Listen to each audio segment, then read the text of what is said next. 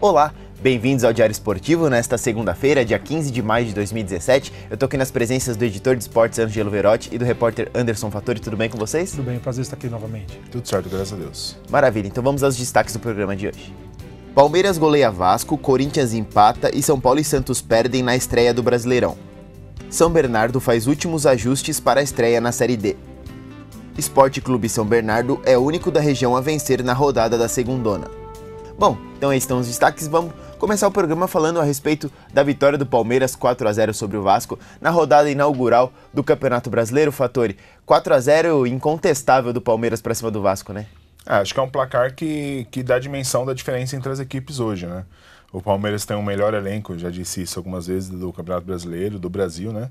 E o Vasco tem um elenco em montagem ainda, com o técnico que chegou há pouco tempo, está tentando montar, enfim, alguns jogadores saíram, o Rodrigo, por exemplo, zagueiro que já estava há algum tempo, enfim. Então o Vasco é um elenco limitado e ainda está sendo montado durante o campeonato.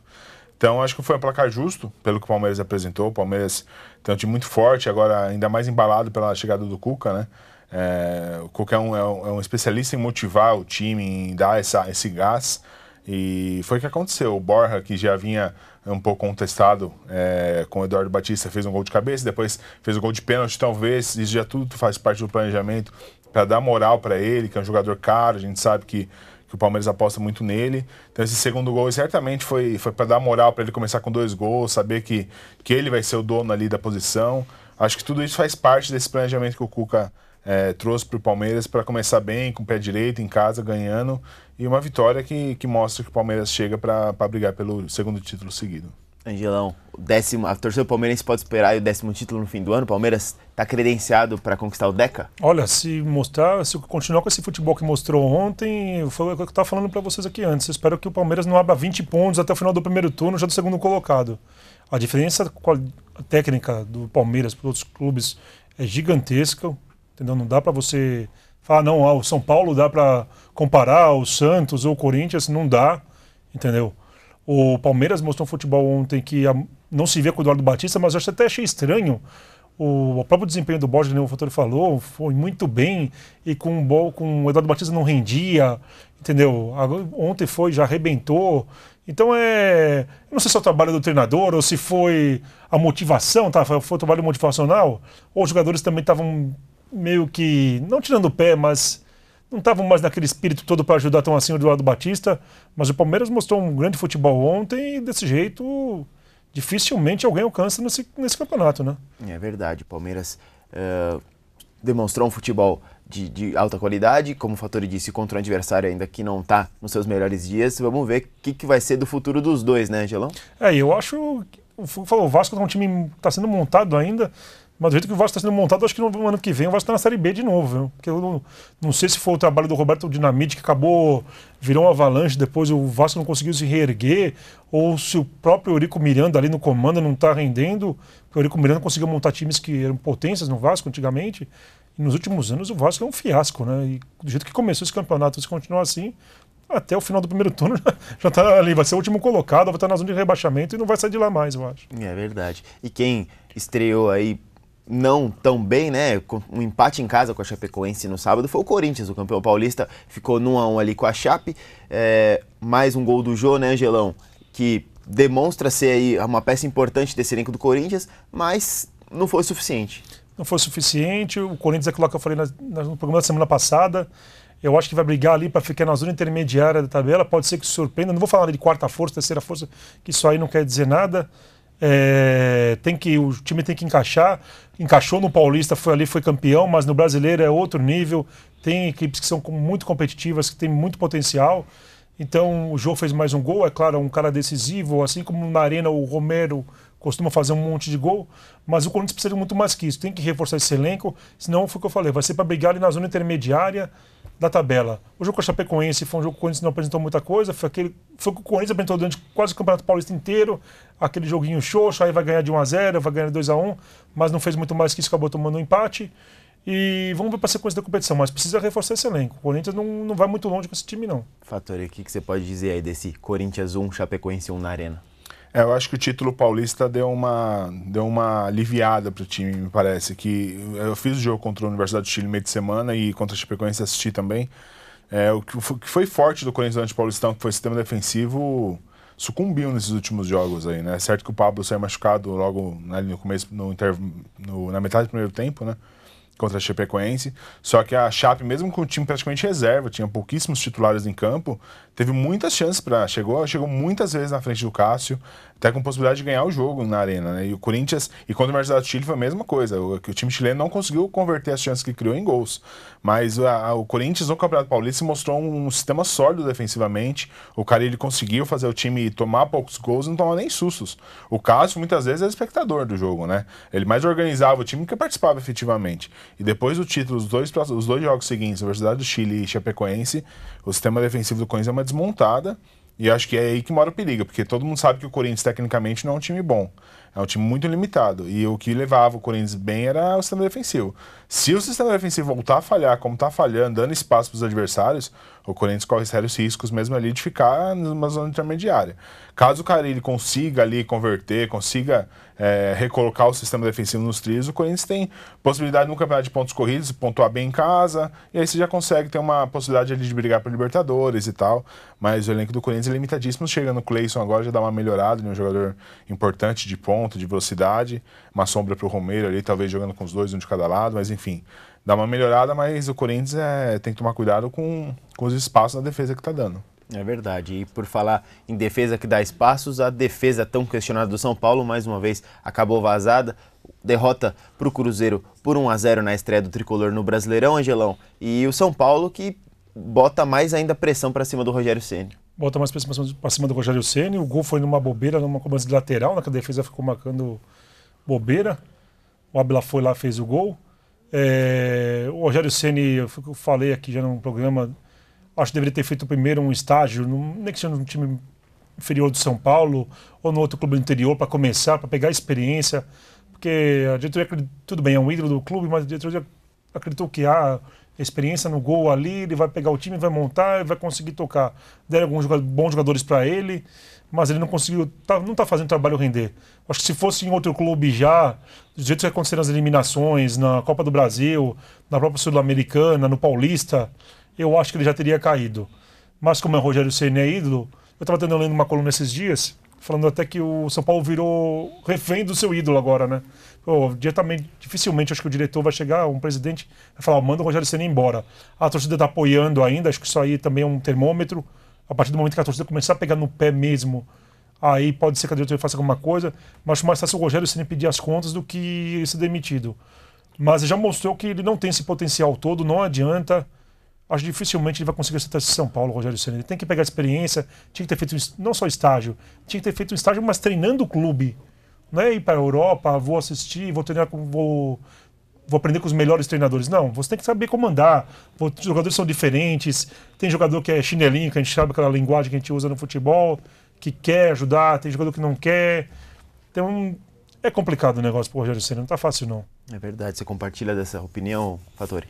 Eu acho que o Rogério está tomando algumas decisões erradas na minha avaliação. Contra o Defensa foi muito claro isso, acho que a entrada do Neilton comprometeu o sistema ofensivo, o Lucão também na defesa, o Bruno está muito mal, e aí não é possível que durante 17, 18 dias de treino ele não tenha conseguido avaliar esses problemas na equipe. Ele mudou o time contra o Cruzeiro, tentou algumas alternativas. O elenco de São Paulo é um elenco muito bom tecnicamente, né? Então, se te dá algumas alternativas para você mudar e mexer no time. Eu acho que jogou melhor contra o Cruzeiro, melhorou um pouco. Apesar de ser um jogo fora de casa, é difícil ganhar do Cruzeiro, né? Em Minas, acho que o São Paulo criou algumas alternativas, algumas chances de gol. O Cueva perdeu uma chance incrível num passe do Marcinho, enfim. Que podia ter mudado a história da partida, mas o Maicon, um tapa no zagueiro da experiência do Maicon, o que ele custou para o São Paulo, uma bobeira daquela infantil, diria, de tentar estourar a bola e deixar o atacante sozinho, né? Mas eu acho que o Rogério Ceni vai ter trabalho. Eu acho que ele está decepcionando o torcedor. Ele põe o Gilberto para jogar. Gilberto e Prato junto não dá. Todas as vezes que ele coloca isso, ao invés de aumentar o poder ofensivo, ele acaba com o ataque, porque os dois ficam imóveis, um ocupa o espaço do outro. Infelizmente não funciona e o Rogério tem que perceber isso. Acho que ele tá pecando nesses detalhes, ele tá tomando decisões erradas, e acho que talvez ele esteja perdendo experiência mesmo, como o Ângelo falou, mas e dificilmente ele vai sair. Ele não vai tomar a decisão de sair, até manchar a sua... A não ser que aconteça 5, 6 derrotas seguidas, aí fica insustentável. Mas fora isso, acho que vai ser um aprendizado para ele, para o clube, até porque não tem grandes técnicos no mercado. Também isso faz com que o São Paulo continue apostando nele, acredito, né? Então vamos avaliar como que ele vai aprender. Ele está aprendendo junto, né, com o campeonato.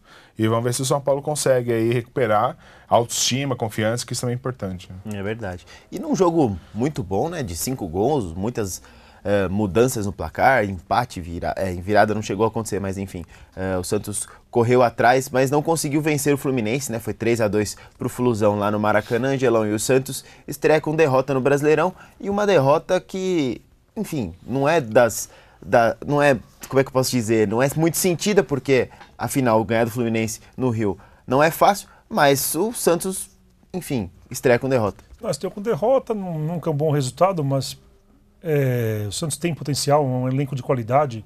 Claro, não está no nível do Palmeiras, mas acho que você colocar numa sequência ali, você bota o Palmeiras, acho que o Santos em segundo e o terceiro seria o São Paulo mesmo e o Corinthians em quarto. É um time com potencial, jogou com o time completo, que o Ricardo Oliveira deu uma caída nos últimos jogos do Santos, é um cara normalmente decisivo, vai, faz, não desperdiça oportunidade, deu uma caída, o Santos sente isso. O Lucas Lima achei que tá dando uma melhoradinha em relação aos últimos jogos dele. Mas também o Brasil está no começo. A prioridade do Santos não é o brasileiro, agora é a Libertadores. Então, no meio da semana, o Santos joga pela Libertadores. Então, acho que o Dorival já consegue ajeitar essa equipe.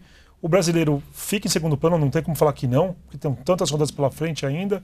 E o Santos vai render bem ainda e vai para a fase decisiva, eu acho, no brasileiro, né, vai para brigar por topo no brasileiro.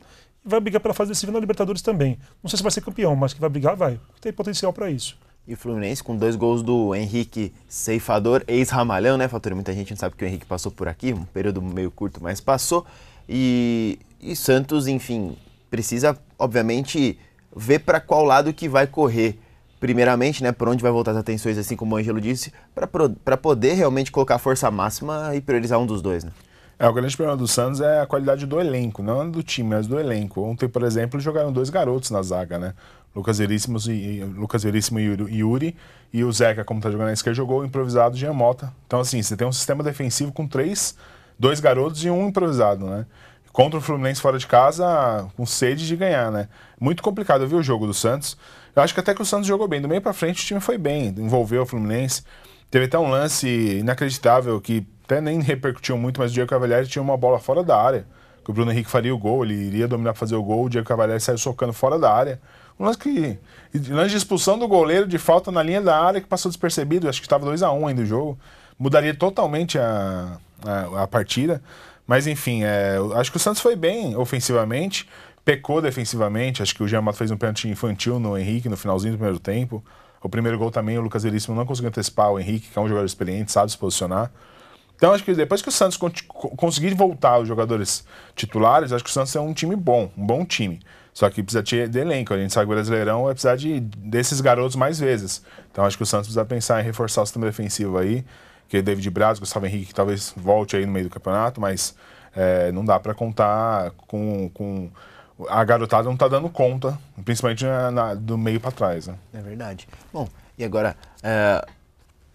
O amigo do Diário Esportivo está acompanhando aí a tabela com a classificação da rodada do fim de semana, Fattori. A gente viu o Bahia, né, muito bem. O Bahia, como você disse, né, que vai ser a surpresa do campeonato. O Bahia meteu 6-2 no Atlético Paranaense, a Ponte Preta estreou bem com 4-0 também. Enfim, claro, é muito começo ainda, mas já mostra uma coisa de bom em certos times, né? Eu tinha falado nos bastidores aqui, pessoal do jornal, até o pessoal tirou sarro de mim semana passada, né? Que eu acho que o Bahia, ele é muito forte na Fonte Nova. Isso eu tenho certeza que ele vai fazer muitos pontos na Fonte Nova, porque é um time popular, né? É o time do povo lá. E tem o Vitória também, mas o Bahia é aquele time do povão. E a Fonte Nova vai estar sempre lotada. E o Bahia tem um time bom, tecnicamente. São jogadores, a maioria dos jogadores já passaram por grandes clubes e se juntaram no Bahia. Então eles são bons tecnicamente. Tem o Alione, tem o Armeiro, que não jogou, mas é um bom jogador. O Thiago, que fez o gol do Atlético Mineiro. Então, assim, é uma mescla legal. Tem o Edson, que era do São Bernardo, Fluminense, fez gol ontem. E tem ainda o Brocador, que está lesionado, daqui 2 meses ele deve voltar, 1 mês e meio mais ou menos deve voltar. Então é um time bom. Eu acho que não vai chegar, não vai ser campeão, mas eu acho que capaz de brigar por uma vaga de Libertadores, porque vai fazer uma grande campanha na Fonte Nova. Fora de casa é um time fraco, acho que dá pra... Não vai ter a mesma força, o mesmo empenho. Os jogadores acho que se inflamam quando vem o estádio lotado, né? E a Ponte Preta pegou um Sport praticamente reserva, o Sport titular já não é lá essas coisas, imagina um time suplente do Sport. Então, assim, eu acho que esses times, ainda no começo de campeonato, muita gente poupando e tal, vai lá para a 7ª, 8ª rodada, dá pra gente mencionar aí quais vão ser as principais forças do campeonato. Mas pela força que joga em casa, eu acho que o Bahia vai surpreender. Dos pequenos que eu digo, que a gente está falando aí de Corinthians, Flamengo, Atlético Mineiro, poder econômico, o Bahia pode ser considerado um time pequeno dentre estes. Eu acho que é um time que vai surpreender. Na sua opinião, Angelão, quem que vão ser as surpresas e quem a gente não pode esperar muito nesse Brasileirão? O Bahia, que o Fatori falou, achei que o Bahia e o Atlético Paranaense são 2 clubes que nem foram campeões estaduais, se você for ver, né? O Atlético Paranaense perdeu feio pro Curitiba e o Bahia acabou perdendo por Vitória. Acredito no Atlético Mineiro. O Atlético Mineiro sempre tem se mostrado um grande time, tem qualidade, tem um elenco bom. Acho que vem bem. O Grêmio dá sempre aquele trabalho, aí na fase final, às vezes, dá aquela tropeçada, mas é um clube que também mostra muito potencial no Campeonato Brasileiro. E acho que esse aí, Palmeiras, eu acho. São esses 3 ali. Eu colocaria... Não, vai 4. Vai Atlético Mineiro, colocaria um Flamengo, um Palmeiras e um Grêmio ali, brigando mais pelo topo mesmo. E um Santos também. Vamos puxar de 5. O restante vai brigar na zona intermediária para ver quem não vai cair, acredito eu. Entendi. Vamos mudar agora o assunto para o futebol regional, né? A gente não tem os times principais do ABC em atividade, mas a partir de domingo vai ter pelo menos um retorno aí às atividades, que é o São Bernardo. Inicia a jornada no Campeonato Brasileiro da Série D, está fazendo os ajustes finais, né? Na semana passada apresentou o técnico Wilson Júnior, o auxiliar Renato Peixe, o preparador físico David. Enfim, o São Bernardo trouxe alguns jogadores também, o meio Francis Mar, acho que é o principal nome desse time. E acho que, Fatori, a gente pode esperar um São Bernardo temido pelos adversários, né? Até pelas informações que chegam do Sul. O Novo Hamburgo é o atual campeão gaúcho, mas a gente viu o pessoal pregando muito respeito ao São Bernardo para o jogo de domingo lá em Novo Hamburgo. Eu acho que o futebol paulista ele ainda põe medo em qualquer outro futebol aí no Brasil. A gente tá vendo o jogo do Guarani e Brasil de Pelotas pela Série B na estreia. E o Guarani, que não chegou nem nas finais da A2, ele dominou completamente o jogo contra o Brasil, que é um time de primeira divisão, né? Então você vê assim, como o futebol de São Paulo, apesar de a gente às vezes criticar, pô, sacanagem, o time tá ruim e tal, tá nivelado por baixo, pode estar nivelado por baixo, mas nacionalmente os times que jogam o Campeonato Paulista, A1, A2 principalmente, são times que botam medo em qualquer clube aí, principalmente tirando os grandes que estão na Série A, mas todos os outros têm certeza que... E o São Bernardo jogou o Paulistão, né? Então acho que o Novo Hamburgo, apesar de ser campeão gaúcho, tem certeza que eles estão em alerta, porque eles sabem que disputar um Paulistão torna o clube automaticamente favorito a uma vaga, né? E a gente sabe que o São Bernardo desmontou, saíram alguns dos principais jogadores, em especial o Edno e o Walterson, que para mim foram os 2 melhores do time no Paulistão. Mas assim, acho que o São Bernardo, um grande problema do São Bernardo é entrosamento. Vai ser conseguir ajustar esse time aí com tão pouco tempo. O Wilson Júnior, que também não é um técnico tão experiente, ele vai ter que mostrar trabalho já de imediato. E é muito complicado. A gente sabe que o São Bernardo tá junto aí há uns 15 dias mais ou menos treinando. Então você não faz um time jogar em 15 dias. O Rogério Ceni teve 18, não conseguiu fazer o São Paulo jogar, que já estava desde o ano passado. Você imagina pegar todo mundo, os jogadores se conhecendo e chamar pelo nome, né? Chegando jogadores apresentando um com o outro em 15 dias para o time para jogar. Isso é muito complicado, acho que vai ser a maior dificuldade de São Bernardo do início, mas tem alguns jogadores que tecnicamente podem dar o respaldo pro treinador. São Bernardo acho que tem que ter primeiro de tudo, ter um bom sistema defensivo. Não adianta você querer sair para ganhar jogo, tem que começar ali aos poucos, ganhando estrutura defensiva para depois conseguir ali, mesmo quando jogar no 1º de maio, a torcida vai ter um pouco de paciência, porque o time é novo e tem que ter confiança, ganhar confiança durante a competição. Angelão, você que já viajou o Brasil e acompanhando os times do ABC, né, São Caetano e Santo André, o futebol paulista é muito respeitado, né? E eu queria também a sua opinião a respeito desse São Bernardo e o que a gente pode esperar dele a partir de domingo. Esse ponto que o Antônio falou, eu cheguei a falar aqui uma vez que o futebol paulista, quer queira, quer não, ele está num nível superior. Isso aí, tudo bem, o São Bernardo caiu no Paulistão, mas mesmo assim é um time que você vai colocar com outros clubes do país, dá para nivelar lá em cima, entendeu? O Fatori falou, é o essencial, vai ter que entrosar esse time. E o tempo, na semana passada, menos de 10, 15 dias para competição, já trazendo jogador ainda. Então o jogador nem se conhece, muitos nem devem se conhecer. Então até você acertar isso daí, esse é o problema do campeonato com tiro curto ali, né? São 6 joguinhos ali na primeira fase, então tem que conseguir fazer o time jogar bem, entendeu? Lá fora, os clubes paulistas botam medo, eu sempre acompanhei São Caetano, fazer jogo do Santo André também fora, os clubes paulistas, os clubes de fora, né, eles têm receio dos clubes paulistas, respeitam, mas a força da torcida da casa, que normalmente costuma fazer muita diferença, que nem o Fattori falou com relação ao Bahia, principalmente no norte e nordeste, quando eu fiz muito jogo lá, nossa, a torcida ela enche o estádio e ela faz aquele barulho tremendo, entendeu? Então isso motiva os jogadores, pode ajudar, não quer dizer que vai resolver resultado, que vai dar resultado, vai dar vitória, mas que ajuda, que motiva muito o time da casa, motiva. E vamos ver, o São Bernardo vai ter que se entrosar, isso aí vai ser o principal, acho que o principal desafio do São Bernardo vai ser o entrosamento, conseguir acertar essa equipe.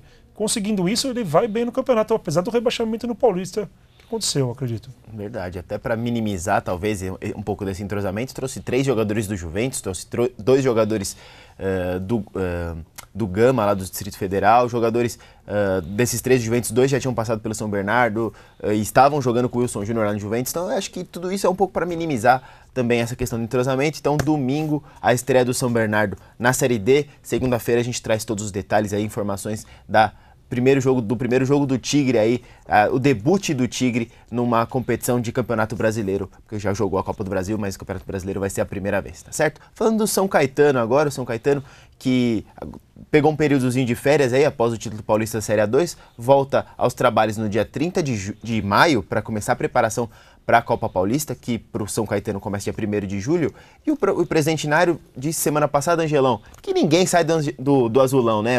Apesar do Lincoln e do Francisco Alex, que tiveram os contratos encerrados, já terem saído, dos demais 96%, segundo o presidente, ficarão. É uma grande notícia pra gente, uma grande notícia pro torcedor do São Caetano. É legal ver o São Caetano entrando com força nessa Copa Paulista para ver se consegue a vaga na Série D do Brasileiro, né? Porque a gente precisa ter um clube não na elite, né? Mas no Brasileirão, a gente precisa ter um clube ali. Tem o São Bernardo, quanto mais tiver, melhor pra gente, né? Nós vemos o Santo André, São Caetano jogando a elite, jogando bem, porra. Então, eu acho que é essencial que o São Caetano entre bem e seja campeão dessa competição. É mais um time competitivo. O São Caetano merece estar na primeira divisão do Brasileiro, né? Primeira ou segunda, merece estar. E para jogar junto com o São Bernardo, acho que vai ser essencial para a gente. E daqui a pouco sabe o Santo André não volta também. E no futuro ainda o Água Santa também jogando, né? Muito bom, cara. Até certo ponto surpreendente, né, Fattori? Os jogadores de São Caetano permanecerem para jogar a Copa Paulista, que é um campeonato deficitário, um campeonato menor, e muitos teriam certamente, como você diria, mercados aí na Série B, Série C, né? O Carlão, artilheiro, o craque do campeonato que esteve aqui conosco semana passada, dentre outros, né? Com certeza o elenco de São Caetano, pelo menos uns 10 jogadores devem ter sido assediados aí por times da Séries A, B e C. Com certeza, porque é um time muito bom tecnicamente, né? E o São Caetano vai investir para ganhar o título mesmo, né? Eu creio aí que deve investir cerca de 2 milhões por esse título da Copa Paulista, só que talvez não esperasse que o Água Santa também fosse investir, né? Os dois que duelaram ali ponto a ponto na Série A2, o Água Santa manteve o Jorginho, né? E isso mostra também que o Água Santa está disposto a investir para buscar o título. E como a gente fala, a Série D é só o campeão. O segundo colocado da Série D, apesar de ter Copa do Brasil e tal, o que vale mesmo é a vaga na Série D. Então, assim, praticamente são aí 23 times que o Red Bull desistiu, né? 22, se não me engano. E só o campeão que vale, digamos assim, né? Então, assim, é um custo alto. O São Caetano está apostando que tá botando fé que os jogadores consigam o título. E agora a pressão vai ser toda em cima do time. Com certeza é o principal favorito ao título, sem dúvida alguma. Apesar de ter alguns outros clubes, o Mirassol, que está montando um time interessante também. Enfim, vai ter alguns times aí que conseguem montar uns bons elencos, mas o São Caetano parte como principal favorito na minha avaliação. É verdade. E mudando agora para o Campeonato Paulista da segunda divisão, né? A gente teve mais uma rodada neste fim de semana. E o Sport Clube São Bernardo, mais uma vez, foi o grande vencedor da região, né? Venceu o Primavera lá em Indaiatuba por 1-0. Você está aí acompanhando o gol de pênalti do Dodô. E o São Bernardo lidera o grupo 3, né? Lidera muito bem a chave, 5 pontos de vantagem em cima do segundo colocado. Pelo visto, o Cachorrão vai latir alto aí nessa segundona, né, Angelão? Vai mesmo, o Cachorrão ele engrenou São 6 jogos, são 5 vitórias e só uma derrota. 5 pontos na frente do Sport, que é o segundo colocado. O São Bernardo ele engrenou isso aí e é bom. Mostrou que vai brigar pelas cabeças ali em cima. Enquanto nas primeiras rodadas a gente torcia pelo Mauaense, o Mauaense também estava vindo muito bem. Não que não esteja agora, está na segunda colocação do grupo 4. É só 2 pontos atrás do líder. Mas deu uma rateada, digamos assim, o Mauaense.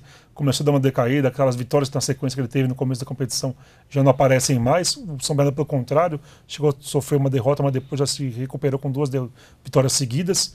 Então, o campeonato vai se desenhando. E o CAD, infelizmente, a 4ª derrota seguida, está na 7ª colocação no grupo dele já. Já não vejo muito mais futuro para o CAD, não. Mas o Mauaense, e principalmente o Sport Clube São Bernardo, que vão dar muito trabalho nessa competição ainda. É verdade, o CAD que perdeu em casa do Itararé por 1-0, enquanto o Mauaense ficou no 0-0 com o Jabaquara lá em Santos. Esses foram então os resultados deste fim de semana do Campeonato Paulista da 2ª Divisão. Bom, destaques finais do Diário Esportivo de hoje, Anderson Fattori. Eu acho que o Santo André, a gente não tem falado, só joga ano que vem, mas para o torcedor ficar sabendo, o Sub-20 jogou e ganhou de 3-0 de São Bento esse final de semana. A gente lembra que a diretoria disse que não ia destacar o Paulista para fortalecer o Sub-20, tá? Então os diretores estão de olho na molecada. Perdeu para o São Paulo de 4-1 na estreia, mas já se recuperou bem e ganhou 3-0 de São Bento lá em Sorocaba. Angelão? Eu acho que vale destacar a estreia do São Bernardo na Série D do Brasileiro. O torcedor da região, não só do São Bernardo, tem que dar esse apoio. O futebol do grande ABC tem que ser grande. Então vamos incentivar, apoiar esse São Bernardo aí na Série D do Brasileiro, que eu acho que vai ser essencial para a região também, né? O futebol da região. É verdade, eu vou compartilhar do destaque final do Angelão, também falar do Tigre. Acho que é importante aí o São Bernardo começar com o pé direito a Série D. O São Bernardo que essa semana aí, o torcedor que puder acompanhar o noticiário no nosso impresso, pode ser que aconteçam grandes situações aí para o São Bernardo. Fique atento aí no noticiário do Tigre, mas boa sorte para o São Bernardo na Série D. Acho que pode ser uma competição aí que vai abrir muitas portas para o São Bernardo, então é importante ter um bom desempenho contra o Novo Hamburgo. Depois, pela frente, ainda tem o Inter de Lages e o Foz do Iguaçu, que são os outros adversários desse grupo 16. Então, vamos esperar aí para ver como vai ser o desempenho do São Bernardo. Boa sorte, Wilson Júnior, boa sorte a todo o elenco, diretoria, que o Tigre consiga ir bem nessa Série D, tá certo? Bom, o Diário Esportivo então fica por aqui. Continue nos acompanhando pelas redes sociais, pelo nosso impresso, pelo Diário Online também. Mande suas sugestões, mande seu e-mail, suas críticas, enfim, participe do programa com a gente, tá bom? Uma boa semana a todos. Semana que vem a gente está de volta. Um abraço. Tchau, tchau.